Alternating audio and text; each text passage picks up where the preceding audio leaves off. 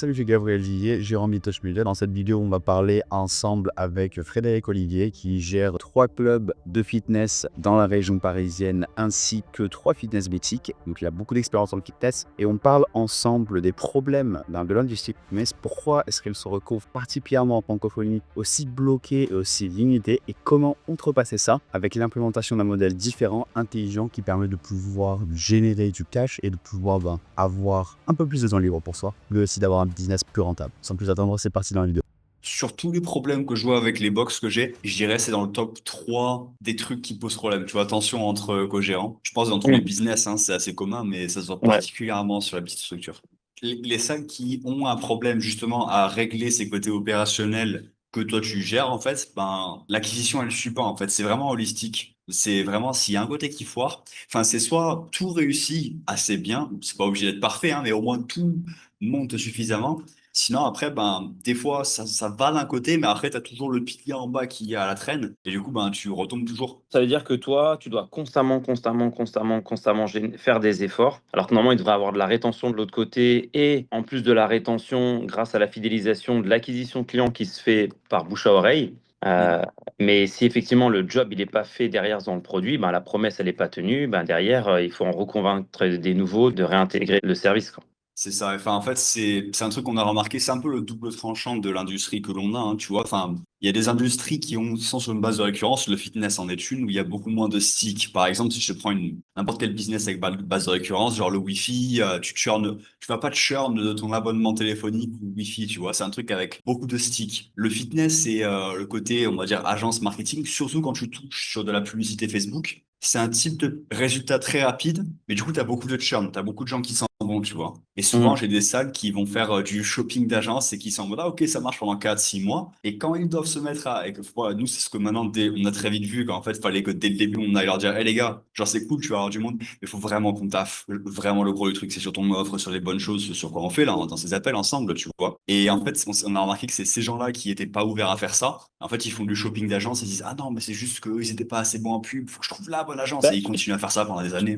tu vois, c'est pour ça que moi j'avais, tu vois, à l'époque, elle m'avait parlé de plusieurs offres comme ça et je lui avais dit non.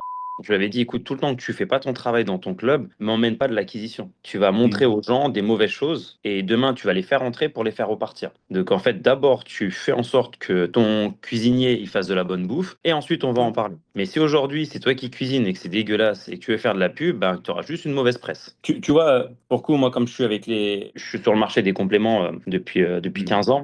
Mm. Même un peu plus, 17 ans, je pense. Et au final, quand tu as un service client qui est à la hauteur, eh ben, ça comble énormément l'ensemble. Mais malgré tout, il faut quand même que les gens te connaissent, tu vois. Ouais. Mais quand tu fais bien un travail, en local, tu peux être très rapidement connu. Après, c'est plutôt sur une échelle plus importante ou quand tu débarques que là, tu as besoin d'être connu. Mais vraiment, pour le coup, moi, je le vois entre un magasin avec un bon vendeur, un magasin avec un mauvais vendeur. Sans mentir, tu fais du simple au double. Ah non, mais c'est un truc de fou. C'est un truc de malade. Tu fais du simple au double. Et en fait, là-dedans, c'est essentiellement vraiment du service client. C'est vraiment du service client. C'est pas une compétence de vente dans le sens, t'as pas besoin d'être un technicien. Tu vends Ouais. pas des machines et enfin, même si tu vendais des machines, je pense que demain, même le côté technique, il est pas aussi important. Mais bon, Je suis d'accord avec toi. Faut connaître le client. Connaître le client que le produit, quoi. ses envies, son besoin, comment tu vas pouvoir l'aider, qu'est-ce qu'il attend de toi. 100%, tu vois. Et nous, enfin, c'est simple, hein, l'approche que je recommande, souvent, c'est de commencer haut, en fait. Tu commences, ok, tu identifies bien les besoins. Bien sûr, tu essaies de pas être à côté de la plaque, sinon, bah, tu rates tout. Mais si jamais tu as, ok, 3 façons de pouvoir solver le problème, imaginons la personne, elle veut aller en Martinique, tu vois. Bah, elle peut y aller en jet, elle peut y aller à la nage, elle peut y aller en bateau, tu vois. Enfin, à toi de voir un petit peu à quelle sauce est-ce qu'elle veut y aller. Mais à Mhm. l'idéal, tu commences avec la version la plus premium, tu proposes. Si ça lui va, super, tu fais plus de bénéfices et ils seront plus contents. Si jamais, bah, écoute, c'est une question de budget, ils peuvent pas, tu vois que vraiment, il y a des composants, alors peut-être qu'ils préfèrent le faire un peu plus eux-mêmes, tu vois, être un peu plus autonome. Pas de souci, tu descends d'escalier au fur et à mesure du temps. Ça, c'est la descente en gamme, en effet. Mais en somme, si tu veux, les 4 fonctions que l'on a dans chacune de ces offres, attraction, c'est plus pour faire venir l'afflux et avoir une offre qui est intéressante pour les gens qui commencent. Où est-ce qu'ils sont mentalement? Dans le sens où c'est compliqué pour des gens parce que déjà, ils ont eu du mal à se tenir un truc plus de 2 mois, tu vois. Et donc, c'est compliqué. Et que c'est justement pour ça que les premières offres que l'on va avoir tendance à leur proposer, quand ils entrent, c'est un truc où tu payes plus, mais sur une période de condensée, style 6 semaines, 8 semaines en règle générale. Comme ça, ils voient un peu la fin. Le but, c'est de donner un bon niveau d'expérience client, hein, c'est ce que tu dis, danser. En fait, c'est un processus d'intégration premium, quelque part, que tu fais. C'est tout, hein, ce que c'est une façon fancy de le faire, mais en somme, c'est ça. Pour leur faire passer mentalement l'étape de dire, ah, ok, j'ai eu des résultats assez bien, mais ça m'a accroché pour me dire que vas-y, je peux rester sur le long terme maintenant. Et là, après, tu fais l'offre long terme. Donc ça, c'est les offres d'attraction. Franchement, tu comprends cette dimension-là parce que tu as réussi à avoir des ventes, parce que c'est similaire, tu vois, les suppléments, les machines, tout ça, c'est exactement la même chose. Tu designes pour avoir un win rapide, pour les accrocher, leur dire, vas-y, je vais continuer. Et après, tu les fais passer sur une récurrence. Mais tu as raison, c'est vrai que le problème que les gens ont de nos jours, c'est qu'ils pensent baser sur un abonnement. Et du coup, quand tu penses faire une offre commerciale sur un abonnement, t'as ça de marge, déjà de base, sur ton abonnement en mois. Et Ouais. tu dois encore sacrifier ça encore plus et tu te retrouves à faire du profit, à être profitable que 2, 3, 4 mois après, quelques récurrences. Mais effectivement, en fait, là, Non, vaut mieux avoir un mec avec un high ticket et qui reste 3 mois et qui part, mais qui va te générer plus qu'un client qui est resté 2 ans avec un abonnement récurrent et qui montera jamais en gamme parce que lui, il a l'impression d'avoir un récurrent qui est prélevé sur son compte tous les mois et qui est pas prêt à prendre des services supplémentaires. il faut les deux. Tu vois, la vérité, Ouais, c'est bien qu'il faut sûr. les deux. C'est que il faut que tu aies le cash rapidement pour pouvoir supporter une croissance rapide. Et après, derrière ça, tu as la stabilité. L'avantage, c'est que, enfin, on va dire, si tu regardes l'avantage dans tout ça, c'est que tu as déjà ta stabilité de cash flow. Parce que mine de rien, si je te prends un exemple, une industrie dans laquelle je suis plus proche, c'est tout ce qui est coaching business, tout ce qui est l'infopreneuriat, tout ça, ces gens-là, ben, ils vivent, parce que tu t'as pas de récurrence dans l'infopreneuriat, tu vois, c'est genre, tu sais, c'est à une école, tu apprends l'information, après tu graduates, tu vois, tu passes au niveau Mm. suivant. T'as pas de genre de récurrence après ça. C'est si jamais tu fais bien ton travail, justement, les gens doivent ne plus être en Ouais, récurrence quelque part, ne doivent plus te payer. Et